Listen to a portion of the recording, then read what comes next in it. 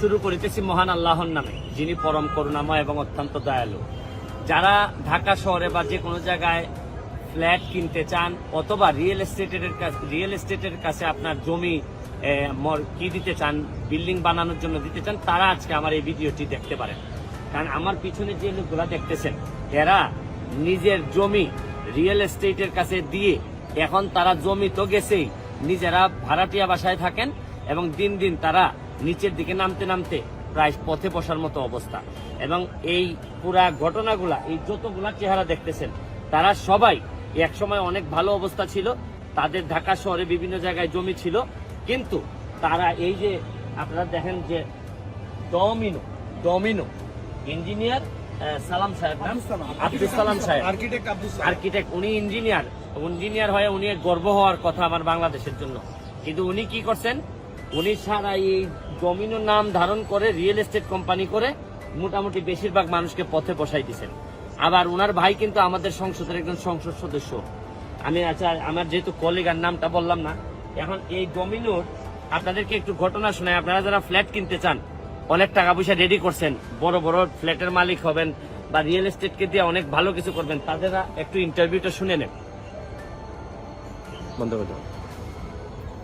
হ্যাঁ, আচ্ছা, আপনারা এই যে যারা আছেন একজন একজন করে জিজ্ঞেস করি, আপনারা এই ডমিনোর কাছে জমি দিয়েছেন কত বছর আগে?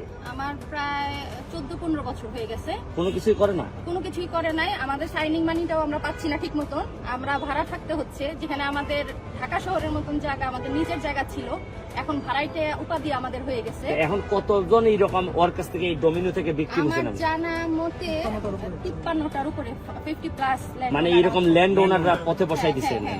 আপনার কতজন? 11তে। এখন কি এই জায়গা কি এইভাবে পড়ে আছে? এইভাবে না, আমাদের তো 5টা বিল্ডিং, 5টা টাওয়ার, তো এখন 9টা ছাদ ঢালাই বাকি। কিন্তু কোনো টাকা পয়সা দেয় না? টাকা পয়সা দেয় না, দেওয়ার ছিল, কিছু চেক দিল, কিন্তু এটা বাউন্স করে। আর আপনার কি অবস্থা? 2012 সালে দিছিলেন, জমি দিছিলেন? হ্যাঁ, জমি দিয়েছি বসুন্ধরে। এখন পাইছেন কিছু? না, কিছু না। আমাদের ভাড়া টাকা দেওয়ার কথা, প্রতি মাসে 2 লাখ টাকা একবারও দেয় না। আপনার কতদিন আগে? 15 বছর হয়ে গেছে।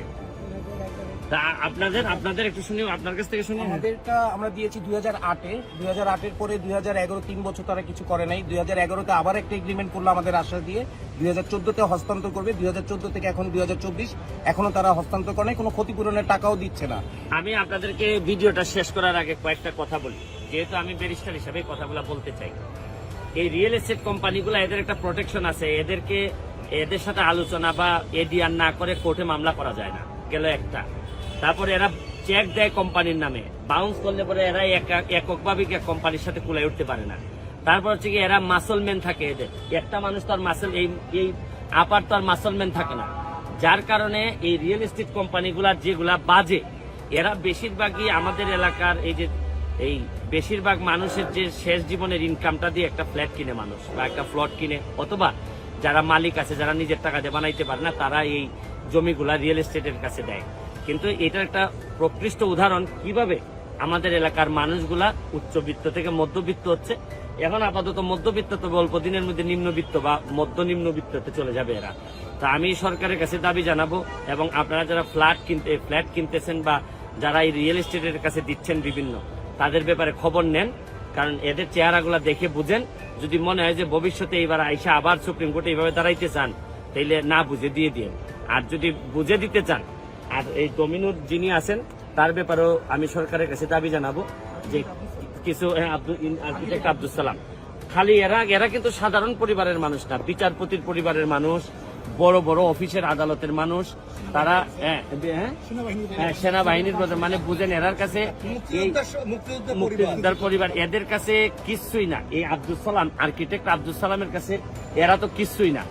এখন বুঝেন, এরাই যদি কিচ্ছু না হয়, অবসরপ্রাপ্ত বিচারপতির সন্তানরাই যদি সেফ না হয়, তাহলে আপনি অন্যদের অবস্থা কি হবে বুঝতে পারেন। এবার এই হচ্ছে গিয়ে আমার বাংলাদেশ। এখান থেকে কবে যে মুক্তি পাবো, এই ইঞ্জিনিয়ার এই আব্দুল সালামদের কাছ থেকে যে কবে মুক্তি পাবো, একমাত্র আল্লাহই জানেন। ভালো থাকবেন, সুস্থ থাকবেন।